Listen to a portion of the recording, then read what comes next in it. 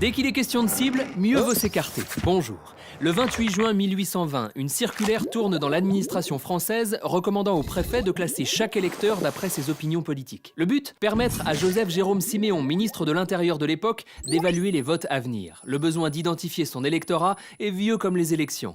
Oui, mais ça, c'était avant.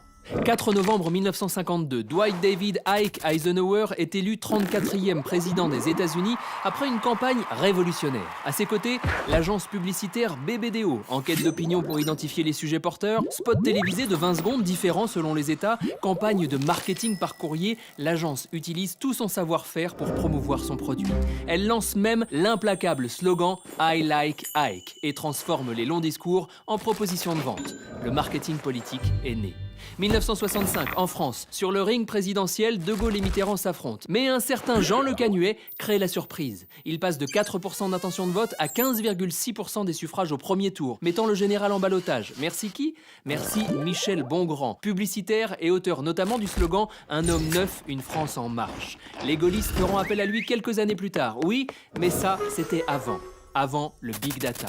Experian, Equifax, Epsilon, Axiom, vous ne connaissez pas ces entreprises ? Elles vous connaissent bien. Ce sont les 4 plus grands data brokers au monde. Leur boulot, acheter des bases de données tous azimuts, par exemple auprès de l'INSEE, de France Télécom ou de magasins en ligne, pour les compiler puis les revendre. Prenons Mosaic, le produit phare de l'anglais Experian, numéro 1 mondial avec un chiffre d'affaires de 4,5 milliards de dollars en 2015. Cette base de données liste plus d'1 milliard de personnes dans le monde. 95% de la population française y est répertoriée. 26 millions de ménages classés selon 13 groupes et 56 sous-groupes, comme celui nommé Accro Crédit Technophile, rangé dans le tiroir Jeunes familles actives.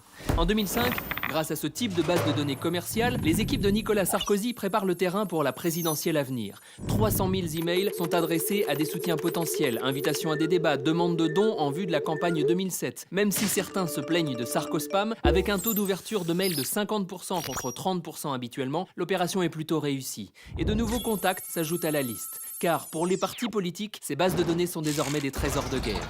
Aux États-Unis, pour la campagne présidentielle de 2008, les équipes de Barack Obama ont dépensé 30 millions de dollars rien qu'en achat de fichiers. Ça leur a permis de consolider Catalyst, une base de données listant 220 millions de citoyens américains contenant jusqu'à 600 informations par personne. Adresse, âge, sexe, tendances religieuses, sexuelles, politiques, derniers achats en ligne ou en magasin, de quoi dresser un portrait robot de chaque électeur potentiel. Les fameuses cibles.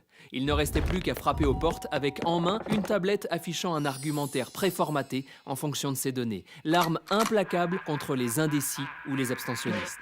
L'application Knocking, utilisée en 2016 pour accompagner la campagne de Nicolas Sarkozy à la primaire de la droite et du centre, fonctionnait sur le même principe. Elle permettait à chaque militant d'avoir sur son portable un profil détaillé de celui ou celle à convaincre. Et tout cela, en partie grâce à des données récoltées sur Facebook et Twitter. Après tout, pourquoi se priver ? Même si, en France, la CNIL reste un frein face à l'utilisation croissante de nos données, il existe une légère exception pour les campagnes politiques où la collecte de données est plus souple. Les nouveaux outils numériques comme le logiciel Nation Builder, le bâtisseur de nations, utilisé notamment par les équipes de Jean-Luc Mélenchon, Nicolas Sarkozy, François Fillon ou Donald Trump, ou encore 50+1, choisi entre autres par Emmanuel Macron ou Anne Hidalgo, proposent de rationaliser les campagnes électorales. Rendu possible grâce à la foule de données que nous laissons derrière nous à chaque instant, le micro-ciblage est leur saint graal. Mais à trop viser les électeurs potentiels, ne risque-t-on pas de blesser le débat démocratique ? Antoinette Rouvroy, prise 1. Je suis Antoinette Rouvroy, je suis chercheuse en philosophie du droit au Centre de recherche Information, droit et société de l'Université de Namur et au Fonds national de la recherche scientifique belge.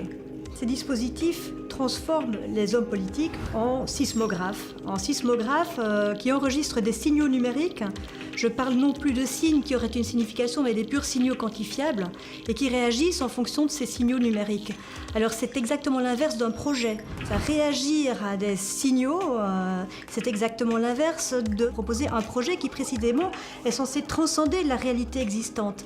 En fait, tous ces dispositifs ont pour fonction d'optimiser le déploiement de publicité électorale, les investissements électoraux dans certaines régions, dans certains lieux, par rapport à certains types de personnes, etc.